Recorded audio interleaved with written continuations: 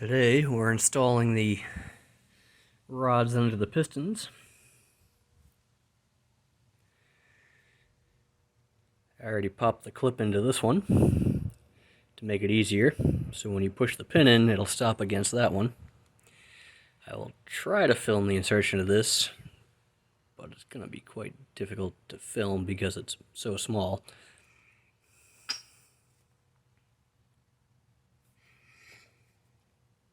And even though these rods are uniform, one side has a series of numbers on it, and these pistons aren't even, so I'm going to match up the exhaust side to the numbers, which would be these smaller cuts. If you're just doing a stock rebuild, that wouldn't really apply to you. You can kind of put these any direction you feel like, because a normal piston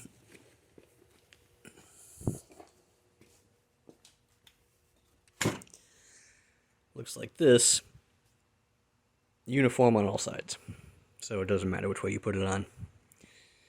This one, however, is pressed in.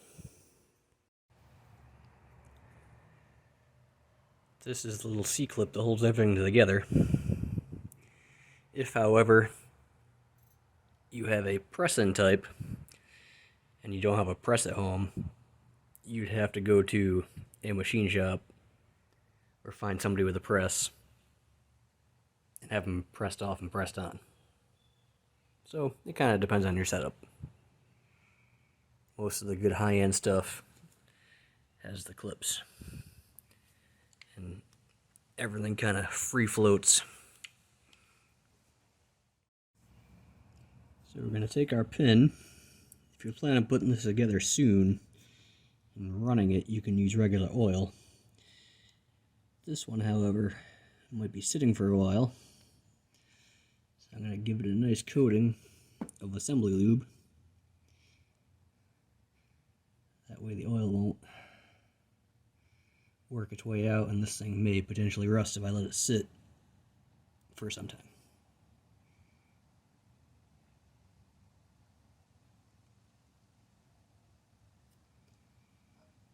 We take our piston,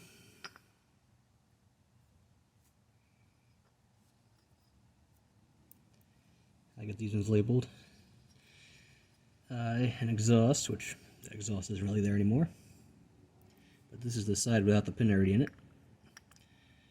So we're going to pop it in, take our rod, just work the pin through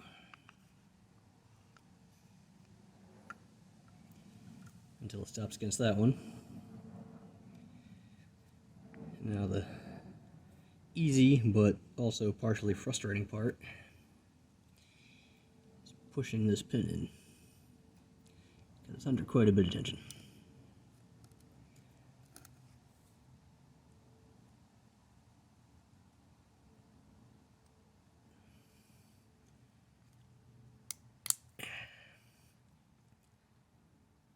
Takes a bit of finger strength.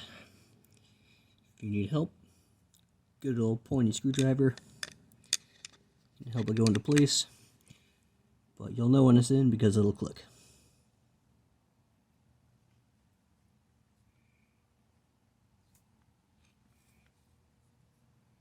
Next up is the ring installation. Okay, we have our rings here. This chrome one is the top, and this black one is the second. And you install them with a dot, or in this case this one has numbers on it right here, so that would face upwards. Same with this one, if you can see the number right here. These are cut a certain way, so you don't want to put them in upside down. These are your oil control rings that go on the bottom.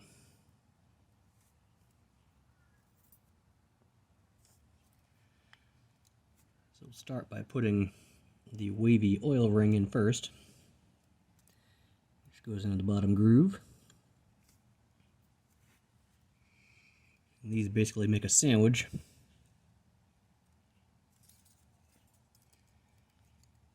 We'll put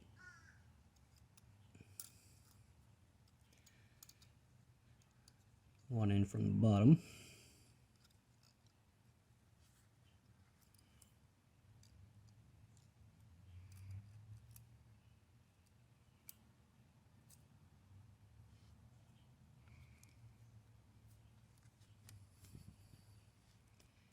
And one in from the top.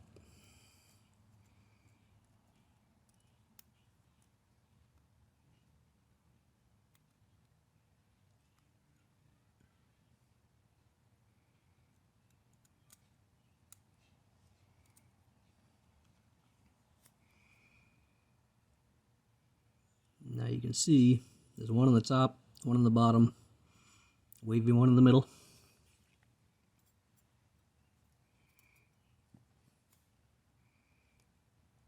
We'll work in our second ring, making sure it's facing the right direction. They do make a ring installer tool for this, but you can do it by hand perfectly well. Just got to be careful with it. You want to stretch them too far from each other. That way they don't break. Just do it in easy motions.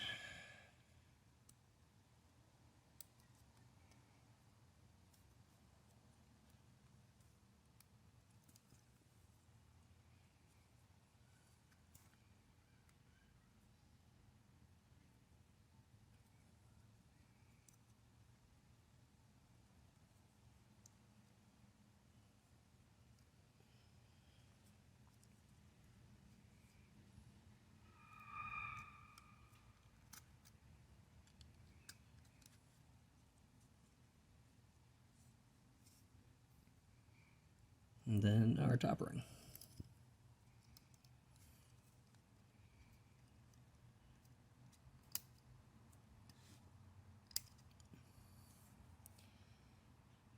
Now the next thing to make note of is these ring gaps. You want to make sure none of them face the same direction. So I got this bottom one facing this direction.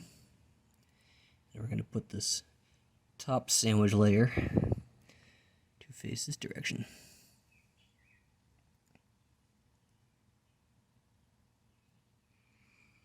Same with these. So I'll have this one face this way towards my eye, and this one facing this way. Now when installing these with the ring compressor tool to put them in your cylinder, you gotta make sure they don't wiggle around too much, and you want to try to keep them as close to where they are as possible.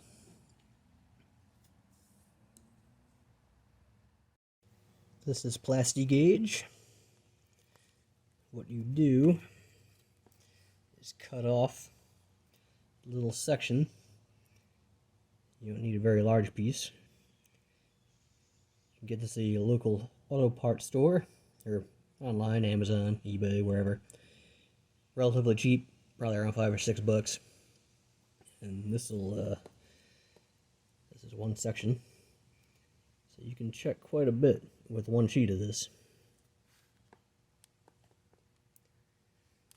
The right way to check bearing clearances is with micrometers, but rather expensive, and it's not something the average at-home mechanic would own. In order to get a proper reading on your bearings, you want to make sure everything is spotless. Remove all the oil, any dust. A good clean microfiber rag is perfect for this.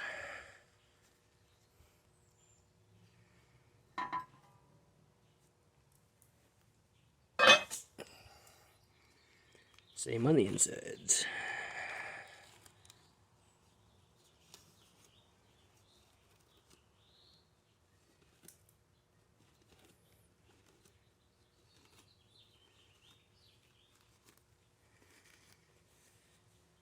Now that everything's all wiped down nice, you gotta get your crankshaft and your bearings.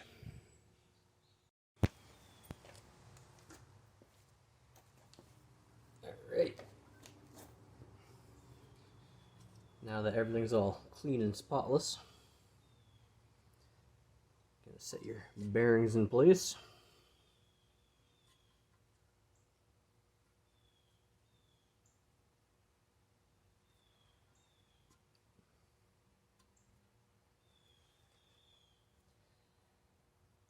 Taking note, you have two kinds. The one with the holes go on the main block side with the oil squirters. These ones would go on the other side of the cap, or in the case of this engine, a girdle.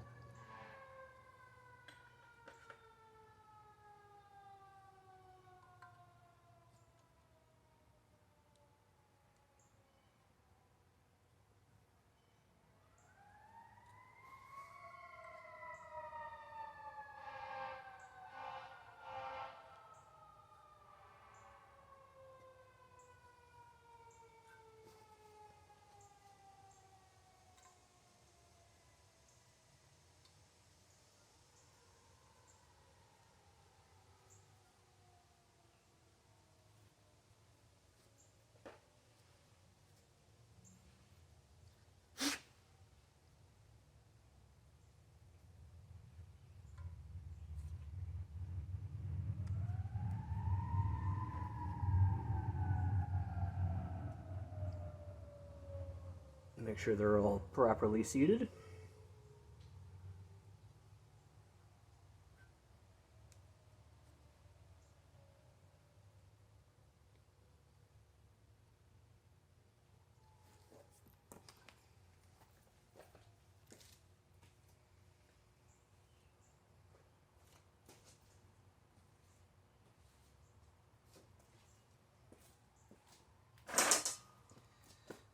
Drop in the crankshaft.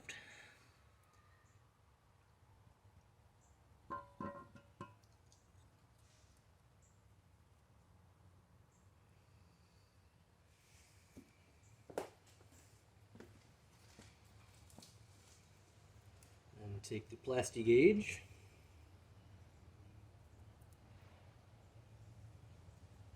Open it up from the wrapper. You'll see it's very tiny. This is the green one.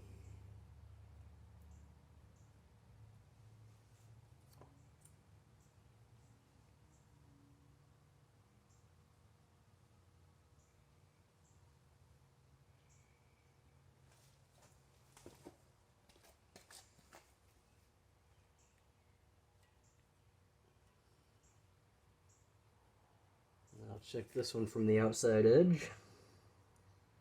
Just place it center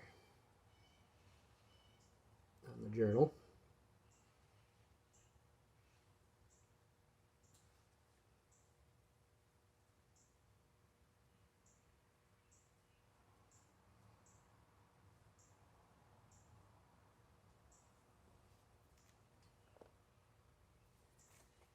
Make sure your hands are dry and oil free for this, as it keeps wanting to stick to your fingers.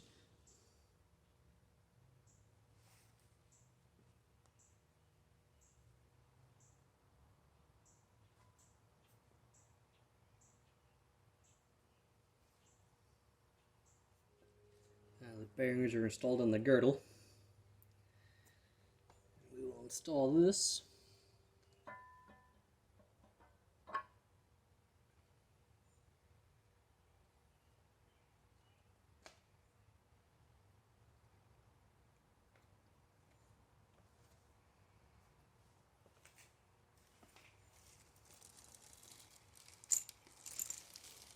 Then you would install your bolts and torque in proper order. This girdle is 60 foot-pounds, so I do it in a couple sections. So I start off at 20, 40, and then 60. And then you pull the whole thing back apart and check your plastigauge and see what it looks like. So after I torque all this down and take it all back apart, I'll show you what the plastigauge looks like. When performing this job yourself, you put the plastigauge on every journal, so you can check them all at the same time and make sure they're all within spec. Generally, when taking measurements with this, the rule of thumb is 1/1000th of an inch per inch. So, if this is an 1.5-inch diameter bearing, this plastigauge starts at 1/1000th of an inch and goes all the way up to 3/1000ths of an inch.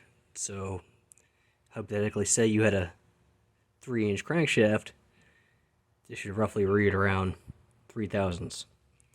Where this one should probably read around 0.0015, because this is roughly 1.5 inches. So I misspoke previously. This is actually a 2-inch diameter crankshaft. And you can see here the plastigauge. Not sure how well you can see these numbers, but it lines up right with that one. And that is the 2/1000th inch one. So this is the perfect amount of bearing clearance. So nothing else has to be done.